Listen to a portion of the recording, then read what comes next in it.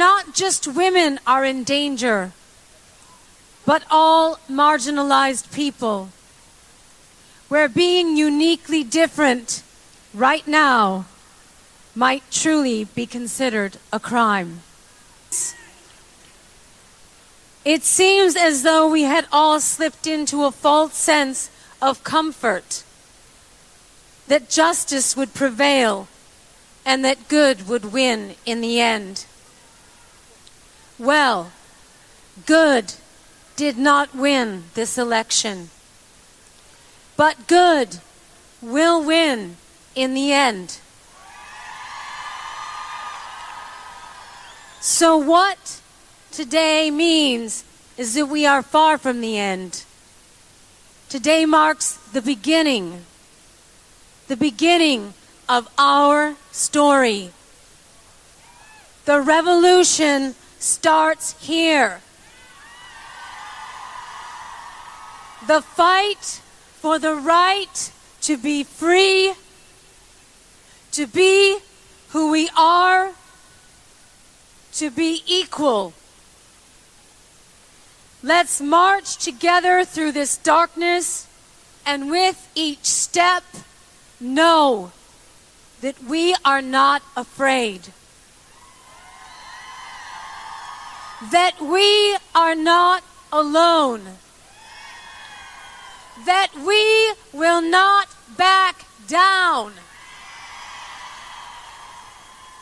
That there is power in our unity, and that no opposing force stands a chance in the face of true solidarity. And to our detractors that insist that this march will never add up to anything, Boston Red here with Friday Java, a weekly magazine of political theory, polling, and commentary. It is part of the history called people that make up this fascinating journey. We are part of the Obama network. For that, we make no apologies. What we pledge to do is give you the facts on a bridge to history. What body politics is, the most up-to-date theories of political science and psephology. Stay tuned for this incredible ride. Boston Red, peace out. Friday Java on the 8th of February 2019, beaming from WBRN Radio and on the Boston Red Network. Boston Red here in the Jerry Pippin broadcast booth. We had some technical difficulties. As many have heard, perhaps, we've been working on a new media server, and there obviously are still some problems, but nonetheless, we are here, and this is Friday Java, and we'll move right into it.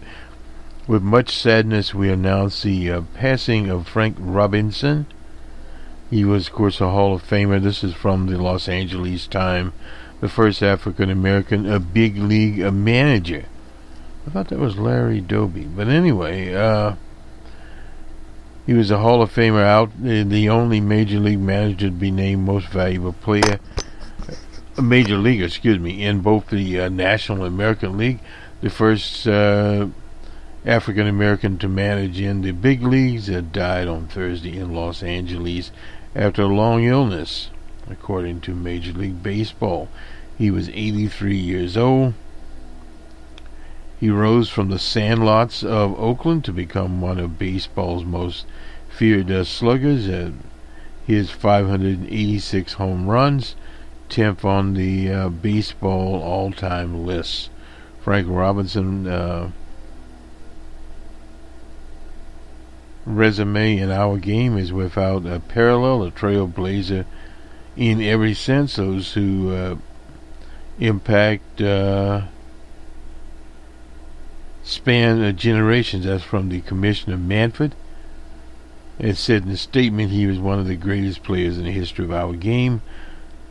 But that was just the beginning of a multi-faceted baseball career. Robinson, who was inducted into the Hall of Fame in 1982, spent more than 60 years in baseball.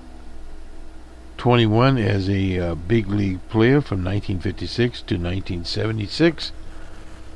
As a manager for franchises, more than a dozen in a variety of executive roles, most recently as special advisor to Manfred, honorary president of the American League.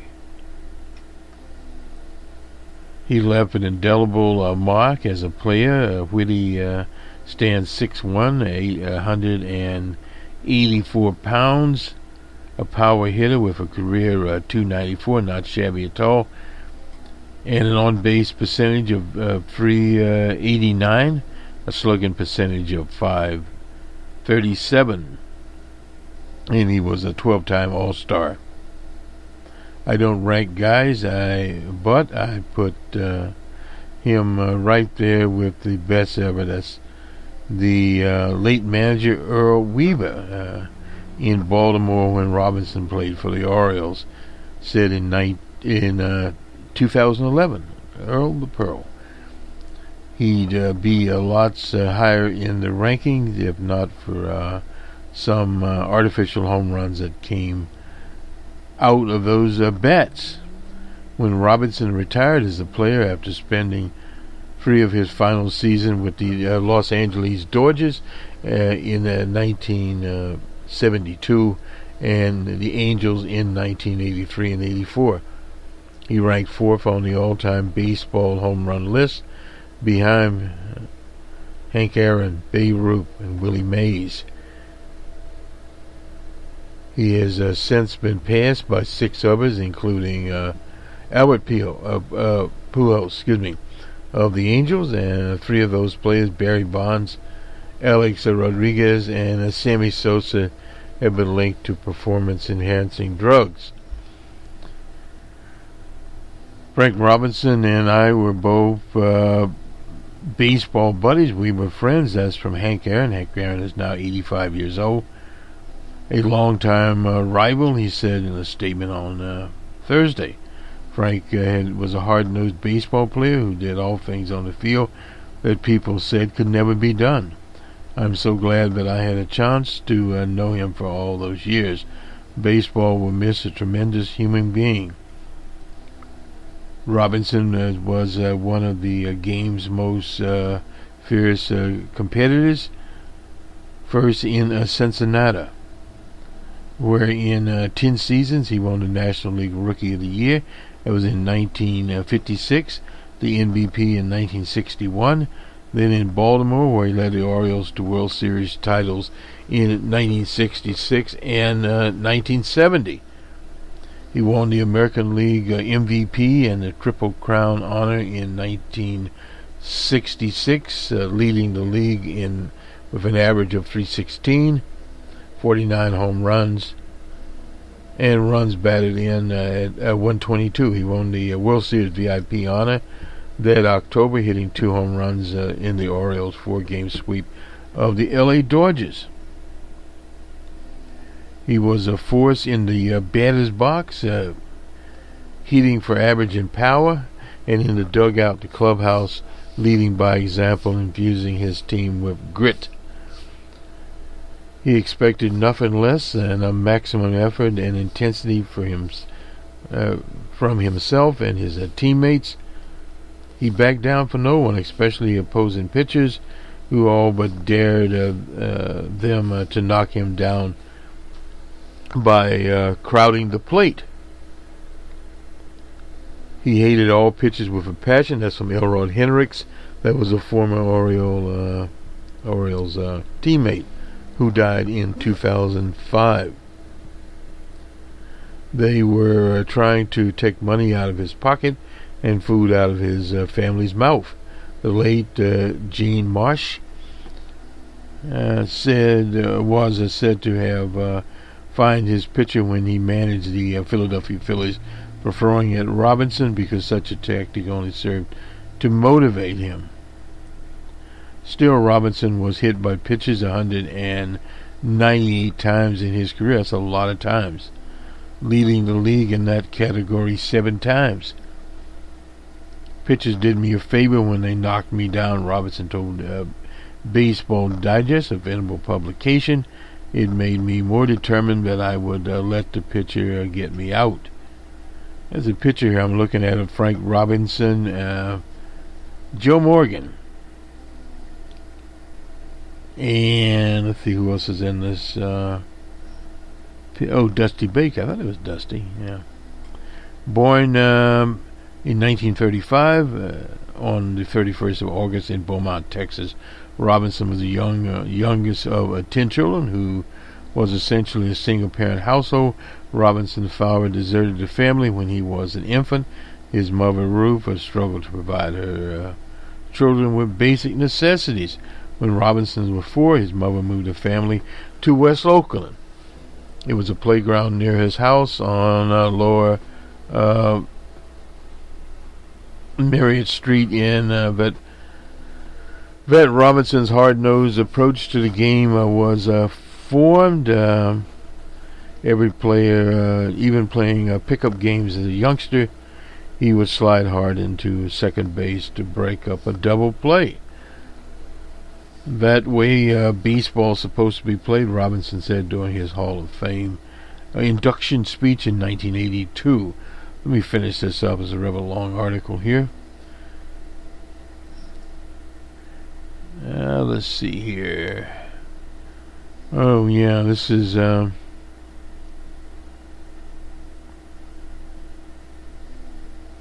Frank Robinson was someone I looked up to as a man and as a baseball player and tried to emulate him. That is from Tony Clark, executive director of the Players Union, said on Thursday his skills and ferocity on the field they were matched by dignity and a sense of fair play off the diamond. The fraternity of players and the baseball family have lost a giant.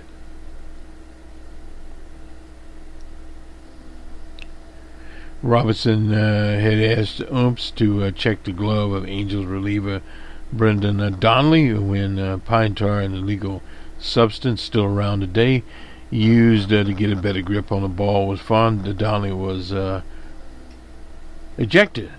Mike Sosa approached Robinson, then 69, along the first baseline and threatened to have the Giants pitcher undressed in search of a foreign substance. Sosa turned his back to Robinson and began walking towards the Angels' dugout, but Robinson followed him, crowning with a few choice words of his own. The two managers then stood at home plate, jawing at each other and angrily pointing in a confrontation that looked like it might turn physical. Players from both benches emptied, bullpens stormed onto the field. I wasn't going to let him intimidate me, Robinson said the next day. I am the intimidator. Oh, Mike Sosa. Mike Sosa also retired. Robinson, who went on to become a pioneer for blacks in sports management and executive ranks, is one of 13 African American managers in the big leagues.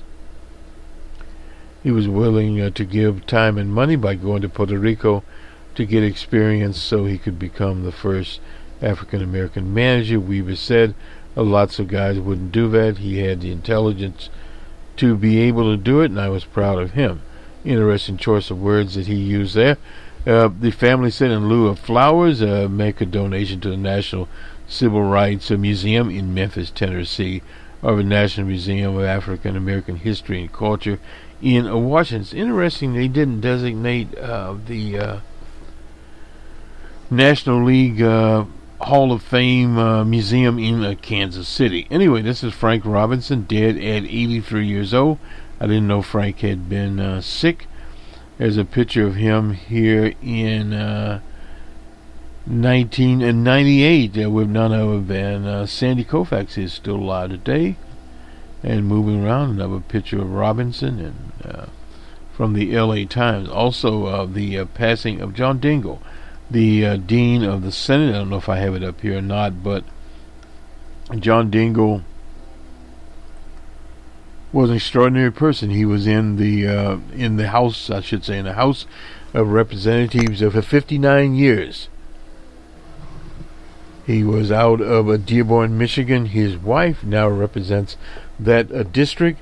John Dingell was literally a page in the House when Franklin Delano Roosevelt made his famous "We have nothing to fear but fear" speech. Is a page. His father represented the district before John Dingell did, and when his father died, John Dingell took over. His father, of course, was a New Dealer. In the 50s, he was there for the '64 Civil Rights Act, the Housing Act. He took some flack in his district in Dearborn at the time for his advance of civil rights. And he was also active in the passage of the Environmental Act there, and of environmental acts, I should say. And when the Environmental Protection Agency was established, he ran afoul of environmentalists because of his support, and obviously would have support for the automobile industry there in Detroit. And he also supported the bailout. He was around for Barack Obama. He had presented legislation every term, and he had many terms, over 30 of them basically, of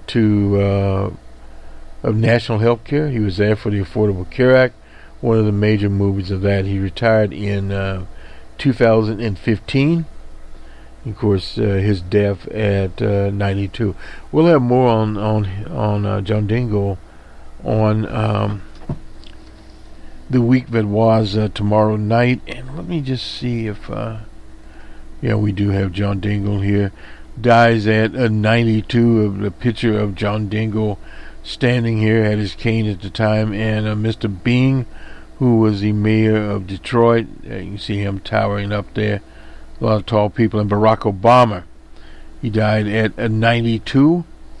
And let me just see. This is the Detroit Free Press. I don't know what we can get or can't get here. We'll see. Or we'll attempt to see at least. This is a video here, and as usual, they have all kinds of videos running around. And I'm not certain as to what this so-called video is. Well, it just turned out to be a picture of John Dingell. Anyway, nonetheless,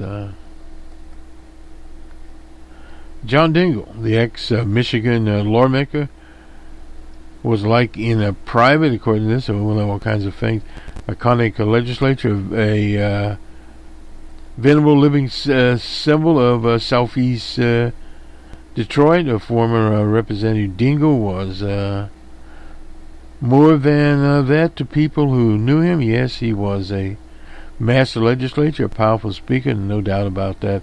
A skilled political tactician, but the longest serving member of Congress, a man who helped write and pass, it was a Clean Air Act, the Endangered Species Act, and many other most consequential pieces of legislation in the past 3/4 of a century. Was more than that. To a hunter, a sports fan, a proud Michigander. Compassionate, words there, made no secret of his love of junk food and desserts. Anyway.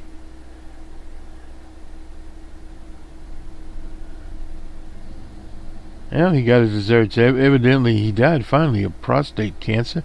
A political investigation well done.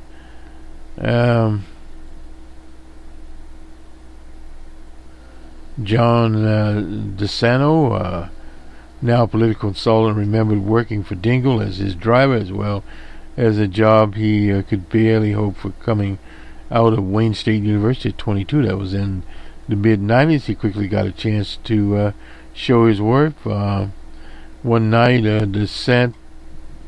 DeSano went by himself to a Mideast restaurant in Dearborn's, Dingell's home base. As he ordered his meal, he noticed Jim DeSanto in wait a minute here. DeSanto, excuse me, the mayor of Wadata, I don't know where that is. Anyway, switched to run as a Republican against Dingell. I saw there and took notes on every piece of paper I could lay my hands on. And Dingell then told me, Joseph, I have run an investigative committee for 20 years. This is the best investigation that's ever been done. And let's see, a trick play in the 1964.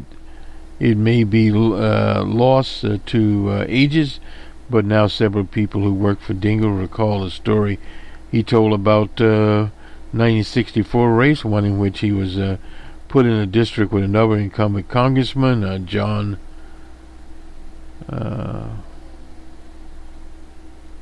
Leskensky. Then they ran against each other in the Democratic primary, and the main issue there, and this is what we were talking about earlier here, couldn't have been more strike. Dingell had voted for the 1964 Civil Rights Act. Leskensky was the only Northern Democrat who voted against it. But as the story goes, Leskensky's campaign had created a flyer for different communities in the district based on which side of the legislation they might come down on. In African American communities, the literature appeared one set of issues, in white another set of issues. Someone on Dingell's team apparently got the list of which communities were supposed to get which flyers. However, they switched them. I believe that to be a true story. DeSanto said he heard it from Dingell himself. The 64 race can't be discounted. He saw the time and what's going to be judged as a result. Be damned.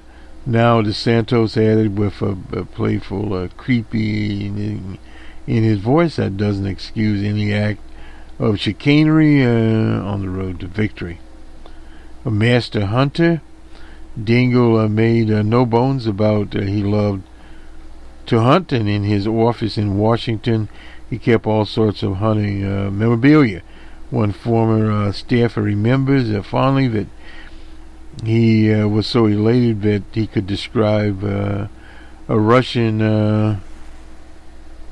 ballet, and then in the next breath, let you know how to gut an elk without getting any blood on the second knuckle. So anyway, we'll continue this to John Dingell. On to Virginia, the other big story. I was talking to each about this. This is Tommy Normant, was editor of Virginia Military Academy yearbook, filled with racist pictures, slurs, and so forth and so on. In 1968, a revelation about one of Virginia's most powerful Republicans comes as a state Democratic governor, etc. There are blackface moments. And then, various racial slurs in the book. The governor in Virginia has, Ralph Northam, has not resigned. And then the lieutenant governor has his own situation. We'll get to that in a minute. Fairfax. And then we have a hearing the attorney general and his brownface moment. So we have all these characters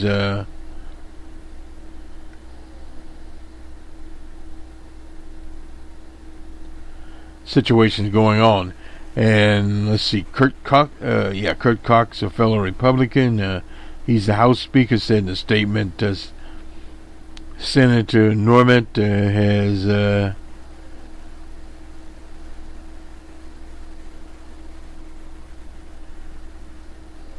enthusiastically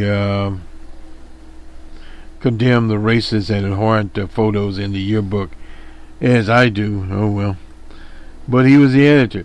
What we were talking about with H was a culture of racism in Virginia, coming from the days of Robert E. Lee, when he had his headquarters, the Confederate headquarters, there in Richmond in Virginia.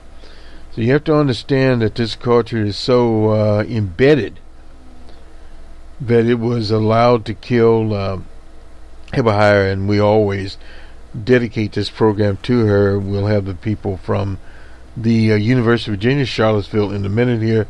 Another white supremacist fell there. He did an Alfred plea.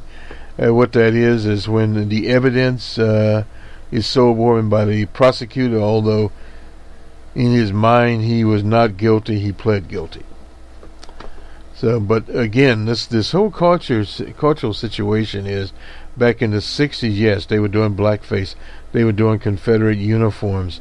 All of this was still there, remnants of 1868 and not 1960, 100 years. But 100 years of that culture, and it extended into the 80s. And what has basically happened with the minstrel show, I think I was hearing this on of all public national public radio. Rarely listen to national public, but I was listening, and anyway, nonetheless, this whole cultural thing of the minstrel show being taken out of quote unquote public space and put in private space, where majority of Europeans were. And this would have been the Virginia Military Academy at the time. I went to spend about 2 hours talking to an African-American Marine that actually was a product of the Virginia Military Academy. And then he had been a Marine for over 10 years, was stationed in various places, etc. And he was retiring from the Marine Corps. He was a very bitter man. But the whole cultural, back to the cultural thing, the minstrel show, the absolute apex of white supremacy, something that went on and on and on. But it even went to entertainers. Al Jolson, one of the more popular entertainers in the whole country, went around with the blackface deal. And you also had other entertainers on radio. You had Amos and Andy. A comedy, very interesting comedy, but they were played at the time by European people. So this was one of those situations that you had out of the minstrel shows. You had people in blackface, even Africans in blackface, you can believe that one. And of all, Mickey Mouse, because Mickey Mouse, was a black figure, but he only needs white gloves. That was part of the act also, that they had this. But anyway, this cultural thing that became not acceptable in the open was acceptable in certain areas. Now in the yearbooks, in fact, this medical school had to discontinue their yearbook. It was a student project. This is where old Northam himself was snared up in that situation. So those are some of the things that come out of this. You have to understand this overwhelming Confederate thing, and this has been put on steroids by the Make America Great Again. This harps back to the 60s. That's what the code word, dog whistle, whatever you want to call it, is there. So now the Democrats in Virginia are in deep trouble, no doubt about it. They got a governor, and the lieutenant governor, separate situation there. But the African caucus there in Virginia still is calling for the resignation of the governor. We're not sure where the Attorney General stands in this.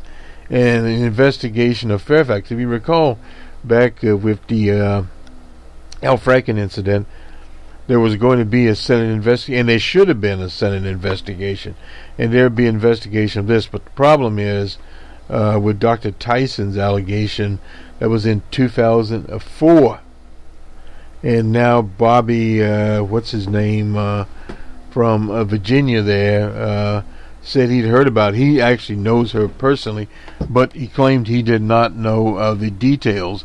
And this is Vanessa Tyson's full statement on Justin Fairfax. She accused Fairfax, the lieutenant governor, of sexual assaulting her in the 2004 Democratic convention that was in Boston. She released her statement there, and we'll go into this on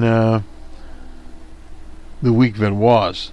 Let's go to the crystal ball here now. Time is running late. It's 4:06 now. Anyway, yes, Virginia, this is Chaos. This is by Larry Sabato and Kyle Klondike. This is a special edition of the Crystal Ball, giving you fast-moving developments in our home state.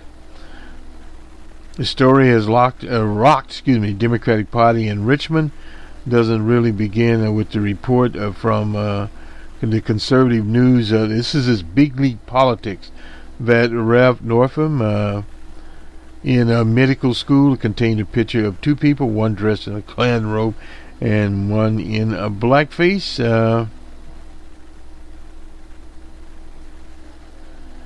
The big league told the Washington Post over the weekend that the abortion comment spurred the public emergence of the yearbook.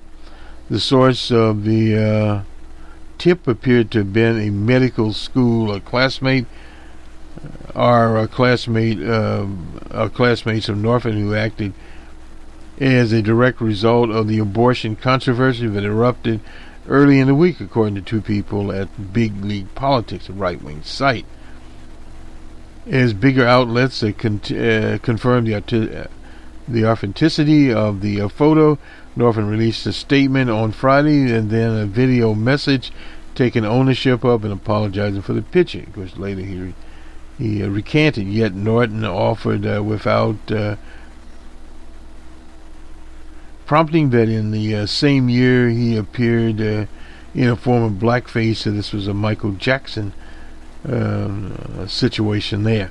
Following the press conference, Northam rapidly diminishing support for the collapsed Senator Tim Kaine and Mark Warner, two top officials there, called for him to give it up. And his predecessors, Terry McAuliffe and former Governor Douglas Wilder, an African American. He was the first African American elected governor in Virginia. Best we can let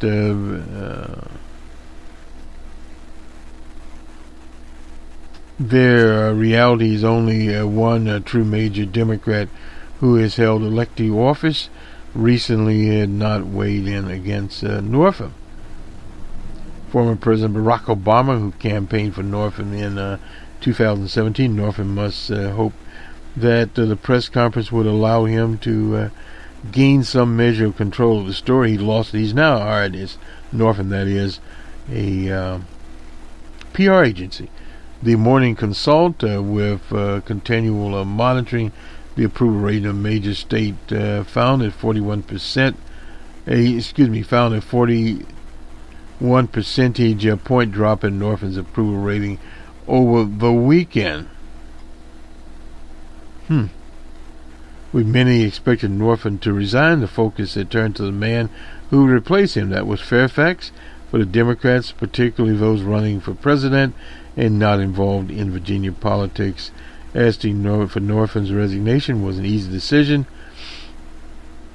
There was an opportunity to stand on principle and racism and added benefit without costing Democrats any power. After running a very competitive campaign for a Democratic Attorney General nominee in 2013, lost to Mark Herring, who is now in his second term as Attorney General. Fairfax won the Lieutenant's governor's post in 2017. Prior to this Virginia crisis, his last notable news event had been setting out a tribute. Oh, good God! Setting out a tribute to Robert E. Lee in the Virginia Senate, the body over which a lieutenant governor otherwise presides. Fairfax, an African American, had his ancestors' manuscript documents in his pocket when sworn in as lieutenant governor. Given Virginia's racial history, Fairfax' elevation to governor in the aftermath of Northam's possible resignation because of the governor's apparent involvement in a racist cultural tradition, same thing we talked about. Let me just move this on here. But as the weekend grew to a close, rumors began to fly about old Fairfax and his own problems. But he's not old, he's only 39 years old.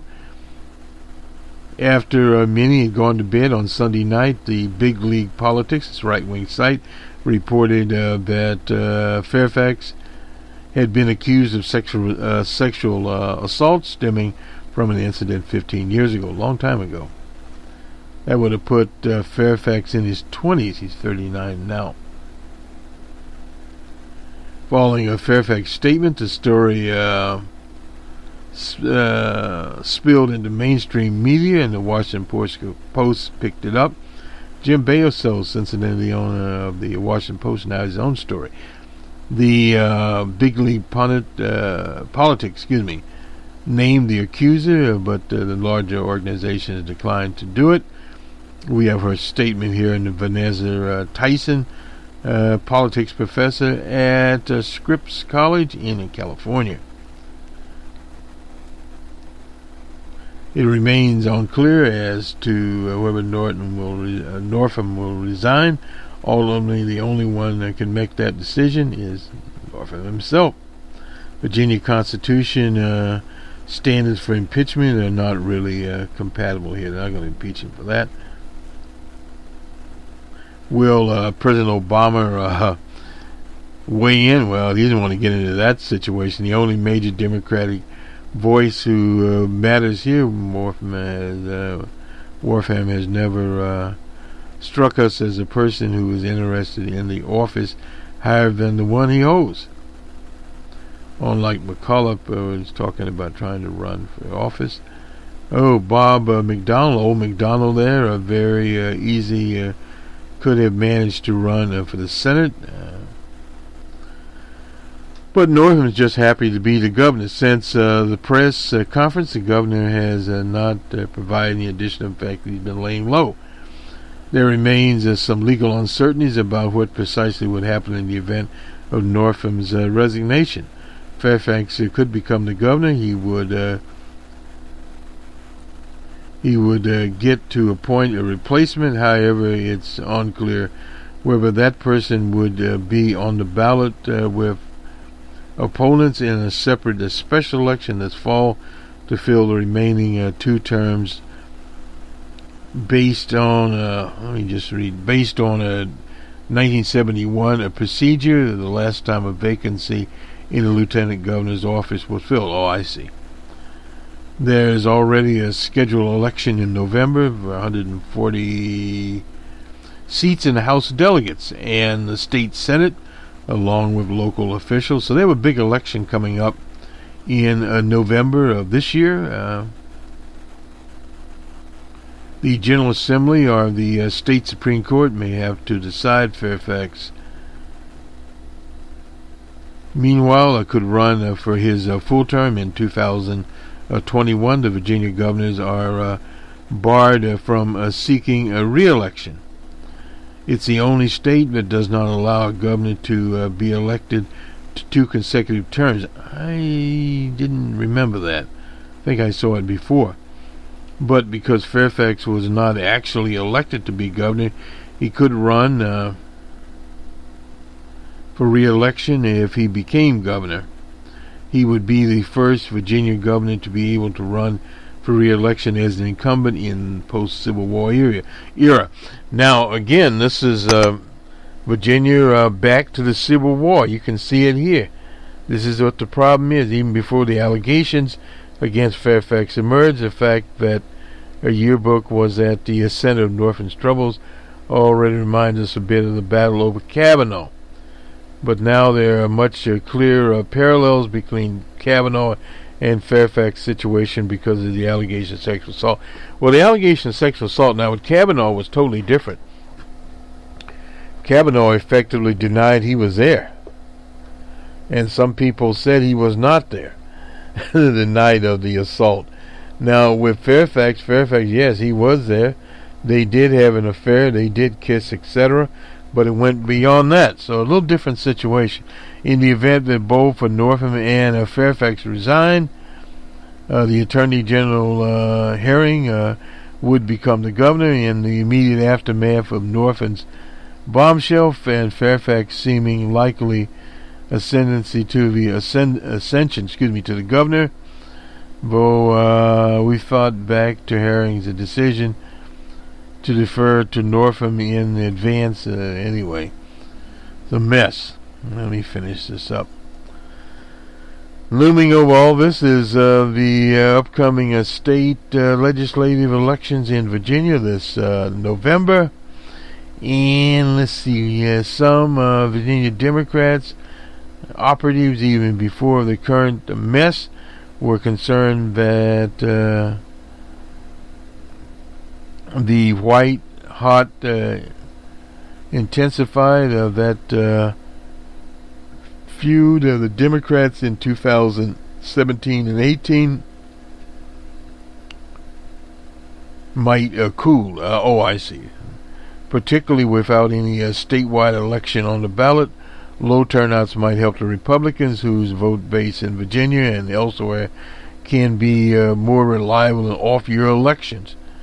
Me not this time around. Anyway, this is what they had. If Northam stays, we could see the Democratic state legislative candidates running on impeaching their own party's governor. Not impossible.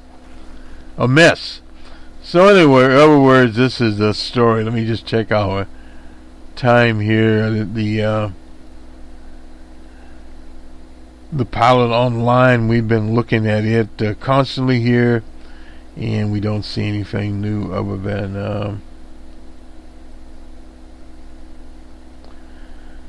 the accuser told friends of sexual assault in the past 2 years. According to this, we have a statement. We'll go over it tomorrow on the week that was, when we look at more at it. Going on here, a picture of old Fairfax standing here. They met at the convention, and no doubt about it, this is Fairfax and Tyson. Tyson told a number of colleagues during a group lunch last fall that she had been assaulted years earlier, and told the group during a fellowship at Stanford.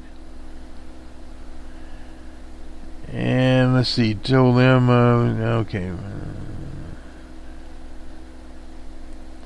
Yeah, anyway, this is the story here of Tyson. So we'll see where all this ends up. With Professor Tyson, who's a person of color, also Jeff Bios will will cover more of that coming up here. We'll go to the Washington Post very quickly, and we'll do the sports just to look at the headlines this afternoon. Soon after Trump broke ground, this is the Trump National Golf Course in 2002. With a golden shovel, one Costa Rican village emerged as the wellspring of low-paid labor. This is the immigrant situation there. Amazon is reconsidering, its headquarters in New York. Now that location for that New York part of their scheme borders Alexandria Ocasio-Cortez's district there, people in New York are opposed to it, and they may back out. They had not bought the land. They have in Virginia. So we'll see. Jeff Bezos stands his ground. Of course, he's the owner of the Washington Post. And the Supreme Court effectively stayed the abortion law in the state of Louisiana. We have to bring that one up. Justice Roberts was the fifth vote. And they'll decide, supposedly, if they'll take the case later this year, and it would come out in the election year 2020, and you basically know how that turns out. Anyway, let's do the sports from last night. Kind of unusual here what we're doing, but we are at almost 4:30 in the afternoon, and let's see what's going on here. Hope we don't run into the dreaded afternoon game.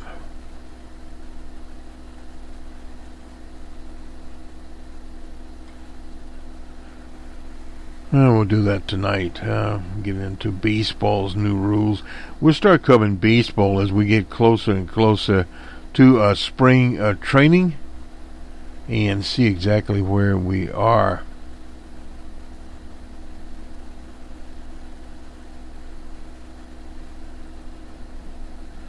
And I don't see... we'll just have to do that tonight. Anyway, let's get the NBA from last night and the NHL very quickly here, and wrap this in a hurry. I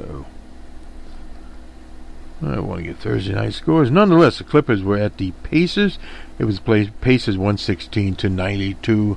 The T-Wolves were at the Magic 122-112. The Raptors were at the Hawks in Atlanta. The Raptors 119-101 for the Hawks. The Lakers were in Boston. The Lakers pulled the game out by 1 point, 129-128 over the Celtics. The Grizzlies were at the Thunder in OKC. Thunder 117-95 for the Grizzlies. The Spurs were in Portland. Trail Blazers 127-118 there. And the National Hockey League, let's see what we had last night. The Hurricanes and Sabres in an overtime game. It was the Sabres 6-5. The Penguins and the Panthers. Another game there. The Panthers 3-2 over the Penguins. The Islanders and the Devils. It was the Islanders 2-1. The Kings and the Flyers. It was the Kings 3-2. The Avalanche and Capitals. That was an overtime game. Capitals 4-3. The Jets of Winnipeg and the Canadiens. It was Canadiens 5-2. And the Ducks and the Senators. The Ducks got shut out. Senators 4-0. The Golden Knights of Vegas over the Red Wings 4-3. The Blues and the Lightning. Final overtime there was the Blues 1-0 up St. Louis. The Stars and the Predators. And now over a lot of overtime games going. The Predators 3-2. The Oilers and the Wild in Minnesota. The Oilers 4-1. And the Canucks and Blackhawks in Chicago 4-3 there. Blackhawks. The Sharks and Flames. It was the Flames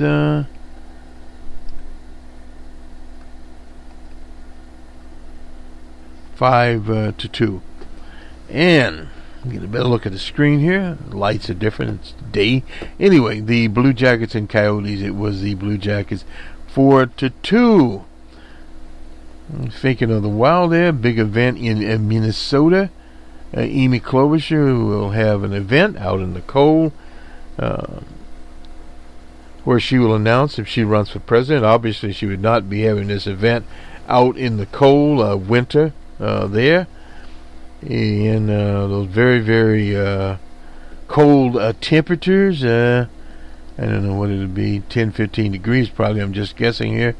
I should look at it. Yeah, a 1 degree temperature now there. So she'll have a cold day out there, snow and all that kind of stuff going on at the same time. Very interesting indeed. But it will be an announcement. I can say she'll be running for president. She'd not call all those people into the snow and into the cold to say she's not planning to run. Would not make any sense at all. Very interesting how that would turn out. She is a more middle of the road type. She hasn't taken the, as they say, the green pledge from Alexandria Ocasio-Cortez, known as AOC. Anyway, AOC. I didn't even monitor name AOC. Oh well, we used to sell those at one time. Nonetheless, AOC, she hadn't taken that, and she hasn't said anything about Medicare for all. Does separate her out, but she's close to Iowa, so she could get there. Some of that polling, she was in the low single digits.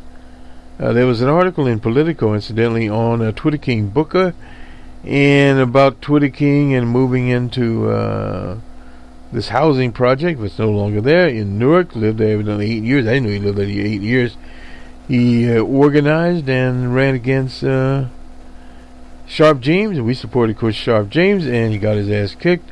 And then he came back. Of course, at that time, Sharp James was in the big house. So, but when he did return there, in fact, I talked to Twitter King Booker on about that, and Sharp James came back to Newark and was given a hero's welcome. It was a political deal, and Booker was going to run for governor there in New Jersey, and they decided he wouldn't. He made an agreement with Two-Ton Christie, who was the governor at the time, and Two-Ton ran for re-election, or no Booker, and Booker ran for the Senate and was elected a senator. And Booker is basically a liberal type senator, but is so close to Wall Street he's sleeping on the porch.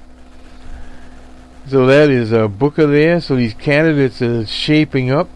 Also at the end of this month, 3 weeks away, let me see, I look at the calendar here. 1, 2, about 3 weeks away, a little less than that. Beto O'Rourke, Robert Francis O'Rourke, as old Karl Rover will have his little piece tomorrow night. It calls him, will announce whether or not he plans to run. And he's basically said he's thinking about it. So he'll storm into Iowa. He will be the best speaker out there. And the one can motivate audiences. Reminds me of our own Senator John F. Kennedy in his ability to speak to people, and has the charisma, and he could get the organizations, so he can bring those in there. The leader in the race, incidentally, now is Joe Lunchbox Biden, and then there's Bernie Sanders, and Kamala Harris is in the double digits, unusually there.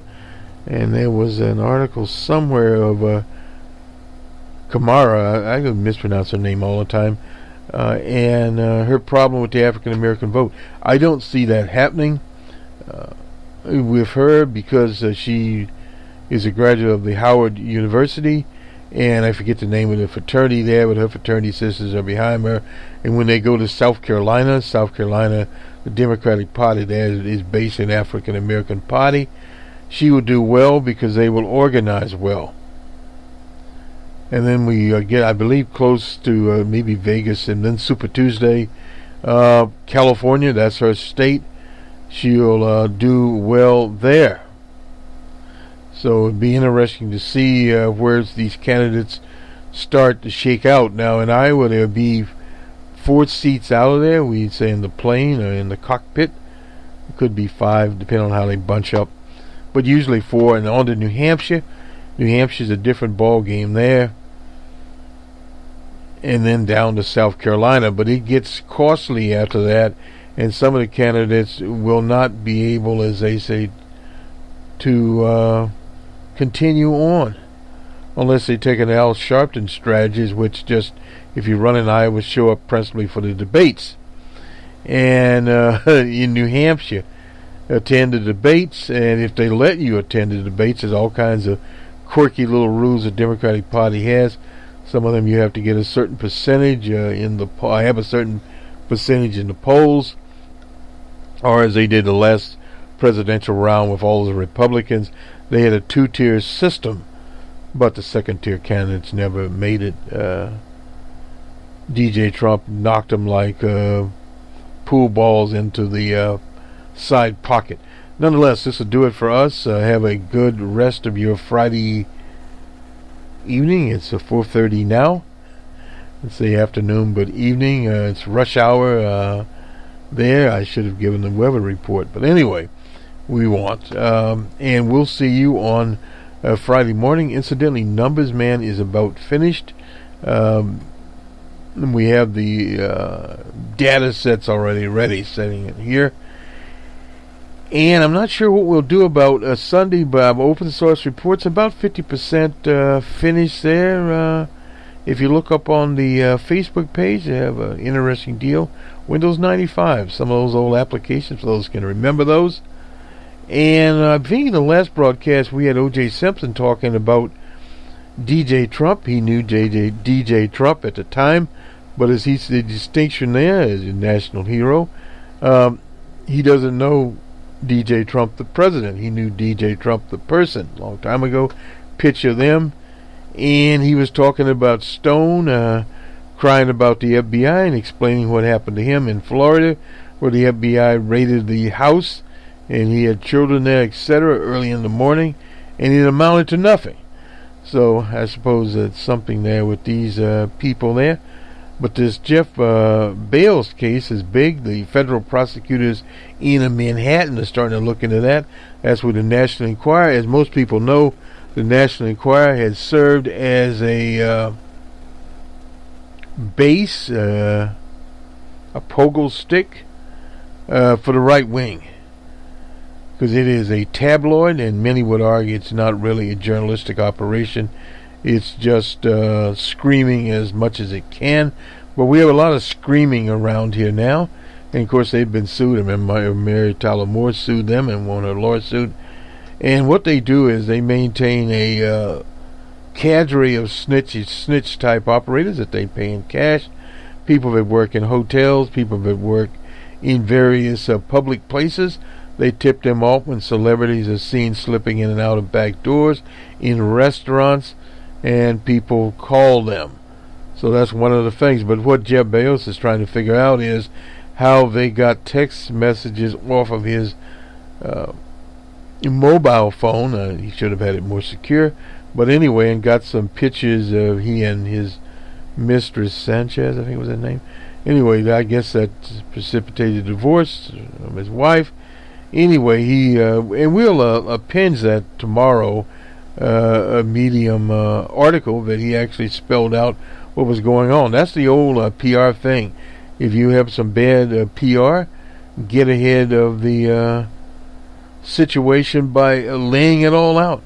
I remember there was a case in Tanzania of the Russian ambassador at the House of Ill Repute. Anyway, by parking his official Soviet limousine there, nobody could say anything then because everybody knew where he was. Good day.